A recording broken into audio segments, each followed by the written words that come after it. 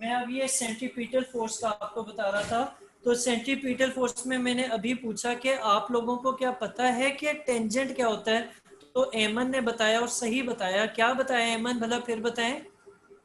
उसके जो सर्कमफेरेंस पे एक थोड़ी सी जगह पे जो एक लाइन टच करेगी वो। ऐसी लाइन जो सर्कल के सर्कमफेरेंस को टच करती हुई स्ट्रेट चली जाए एक पॉइंट के ऊपर। ठीक है, एक पॉइंट के ऊपर।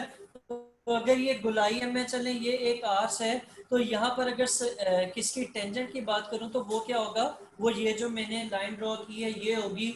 ये भी ब्लू कर दी है, लेकिन वो इसे टच करती हुई जाएगी। मेरे पास इक्विपमेंट नहीं है तो इसलिए ये थोड़ी टेढ़ी मेढ़ी हो गई है, लेकिन आपकी ये बिल्कुल स्ट्रेट आएगी। जैसे आप इस जगह पर देखें तो ये v वाला जो वेक्टर है ये क्या है, टेंजेंट है। ठीक है, किसके टेंजेंट है कि ये जो उसका ब्लैक कलर का पाथ बन रहा है, सर्कुलर पाथ बन रहा है, इसके ऊपर ये टेंजेंट है। तो आप किसी भी गोल रिवॉल्विंग ऑब्जेक्ट को देखेंगे तो उसकी जो वेलोसिटी की डायरेक्शन है वो हमेशा क्या होगी, टेंजेंट टू द पाथ होगी। और हमेशा वो किसकी तरफ जा रहा होगा, वो सेंटर की तरफ खिंच रहा होगा। तो वो फोर्स ऑफ अट्रैक्शन जो इसे सेंटर के साथ जोड़े हुए है, जिसकी वजह से ये गोल घूम रहा है, वेलोसिटी की डायरेक्शन में नहीं जा रहा, वो आपकी क्या होगी, वो फोर्स सेंट्रीपिटल फोर्स कहलाएगी। और सेंट्रीपिटल फोर्स क्योंकि फोर्स है तो इसकी डायरेक्शन हमेशा क्या होती है, X perpendicular to the motion of the body. के वो हमेशा मोशन ऑफ द बॉडी के परपेंडिकुलर होती है। ठीक है, या tangent to the path, circular path होगी। सही है सही अहमद। है। अच्छा, अब ये फोर्स किसकी तरफ जा रही है, सेंट्रीपिटल फोर्स की डायरेक्शन किस तरफ है। राइट।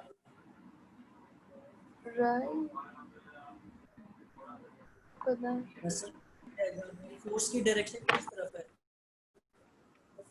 सेंटर की तरफ है ना, जो गोलाई है उसके आवाज बहुत बीच की ज्यादा तरफ है, रुक रही ऐसी है। है ना। अच्छा, हाँ, जितनी भी जो फोर्स है जिसे सेंट्रीपिटल फोर्स फ्रिक्शन कह रहे हैं, वो किसकी तरफ जा रही है, वो सारी की सारी जो है वो सेंटर की तरफ जा रही है। तो हम इस चीज को क्या कहेंगे, इस चीज को हम कहेंगे कि इसकी जो हमेशा सेंटर सीकिंग फोर्स है, इसको क्या नाम दिया जाता है, सेंट्रीपिटल फोर्स कहा जाता है। अब नीचे इसके प्रॉपर डेफिनेशन लिखी हुई है वो भी देख लेते हैं। सेंट्रीपिटल फोर्स क्या चीज है, सेंट्रीपिटल फोर्स जो है इसकी डेफिनेशन जब आप लिखेंगे तो उसमें ये दोनों बातें लिखनी है। एक तो ये कि centripetal force is the force that keeps a body moving in a circle, और दूसरा ये भी लाजमी लिखने के centripetal force is centre seeking force, या इन दोनों को मिला के जो है वो एक प्रॉपर वर्डिंग में डेफिनेशन बन सकती है। सही है। ठीक है। अच्छा, फिर मैंने आप लोगों को, आप स्क्रीन नहीं देख रही इसलिए आप ढूंढती रहे, शाम तक ढूंढती रहे। हाँ तो देख लेना, सामने जब नजर आ रहा है तो क्यों इतना टाइम जाया करना है। अच्छा, इधर देखें। अब नीचे इन्होंने वही एग्जांपल दी हुई है जो मैंने आपको बताया था कि वो स्ट्रिंग के साथ एक पत्थर बंधा हुआ है, और जब वो छूटेगा तो किस तरफ जाएगा, टेंजेंट टू द पाथ जाएगा। और जब तक वो नहीं छूटता तो उसे सेंट्रीपिटल फोर्स जो है वो इस पाथ में ही रिवॉल्व करने में हेल्प कर रही होती है। फिर आगे चलते हैं तो इसका एक वो बनाते हैं, डेरिवेशन करते हैं। डेरिवेशन के लिए हम फर्ज कर रहे हैं कि एक बॉडी, एक मास है, एक बॉडी है जिसका मास m है और वो यूनिफॉर्म स्पीड v से एक सर्कल जिसका रेडियस r है उसमें घूम रहा है। ठीक है, अब उसमें जब वो घूम रहा है तो यकीनन वो मूव कर रहा होगा, उसकी कोई ना कोई वेलोसिटी होगी। जब वेलोसिटी होगी तो कोई ना कोई एक्सेलरेशन भी होगी। तो हम ये कहते हैं कि जो उसकी एक्सेलरेशन है उसे हम ए सी से डिनोट कर रहे हैं। और ये ए सी उसमें क्यों आई है,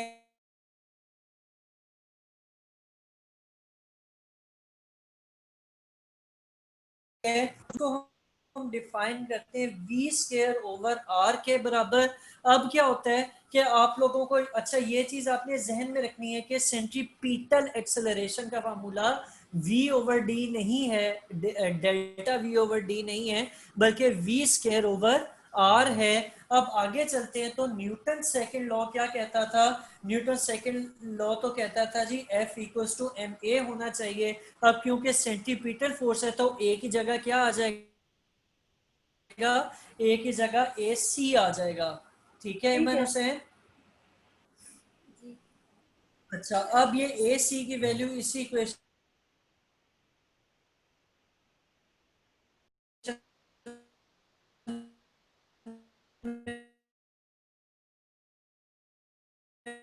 पुट कर दें। वी जो है वो सब्जेक्ट कहलाता है, जो फार्मूला होता है ना उसके लेफ्ट साइड पे सिंगल वैल्यू सब्जेक्ट कहलाती है।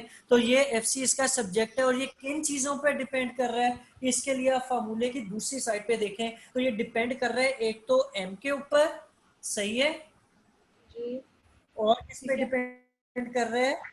स्क्वायर ऑफ वेलोसिटी के ऊपर, और तीसरा किस पे डिपेंड कर रहा है? Radius radius. ऑफ कर्वेचर के ऊपर या रेडियस ऑफ सर्कल। सही है? जी सही है।